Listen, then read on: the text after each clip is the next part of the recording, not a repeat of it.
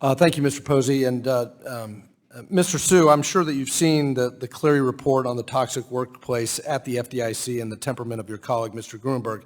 Keeping in mind that you have a duty to be truthful to Congress, can you testify whether there have been any occasions in which Mr. Gruenberg has directed anger and ill temperament toward you, including in discussion on the 2021 effort by Mr. Gruenberg and Mr. Chopra related to the Bank Merger Act? No, not anger. Passion, yes, but not anger. So you would describe the heated conversation that you had in 2021 related to the Bank Merger Act as passionate, heated, but not ill-tempered? Correct. You have said that you think Mr. Gruenberg is capable of resolving these issues despite what you have witnessed. One of the 6 factors or CAMELS ratings that bank supervisory authorities use to rate financial institutions is the quality of management. If the OCC were to uncover the kind of misconduct identified at the FDIC in the Cleary report at one of your own OCC-regulated banks, what rating would the OCC give to that bank's management on a 1 to 5 scale, with 1 indicating the strongest performance and 5 indicating the weakest? So the rating is a function of a lot of parts of the assessment. So it really depends on the nature of the weakness, how material it is to the safety and soundness of the. But you know what I'm getting at, Mr. Acting Comptroller.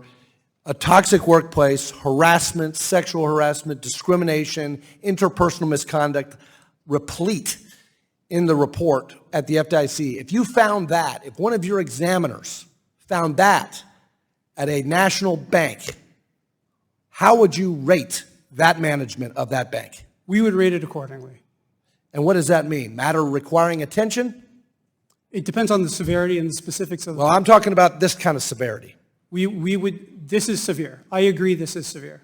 Mr. Barr, 97% of the almost 400 comments on the Basel III Endgame proposal were opposed to or expressed concerns, with 86% of negative comments coming from outside the banking sector. You've stated publicly and privately to me that the public will be able to comment on the QIS. Given the overwhelmingly negative comments from the proposal from various ideological, various parts of the ideological spectrum from across the country and various industries, why is there even a question whether or not the proposal should be withdrawn in full? Thank you, Congressman Barr. We're looking right now at the substance of what we think about the comments. As I've suggested to you on numerous occasions, we got good, deep, substantive comments. I expect we're going to make broad and material changes across all 3 areas of the proposal: operational risk, credit risk, and market risk. Once we decide on what we think the appropriate substance is, we'll turn to the question of what the appropriate process is. We've not gotten there yet. And I think that's, and I appreciate that, and I appreciate the fact that the Fed is open to those broad material changes. But to follow on Mr. Hill's excellent line of questioning, the case law in the administrative law area is pretty clear. Broad and material changes require a withdraw and reproposal under the law. So again, why is there any question whether or not there would be a withdrawal and reproposal, giving commenters the ability to comment on the new proposal, the reproposal? Congressman, as I said, we will follow the law. We will follow the Administrative Procedures Act. There is no question about that.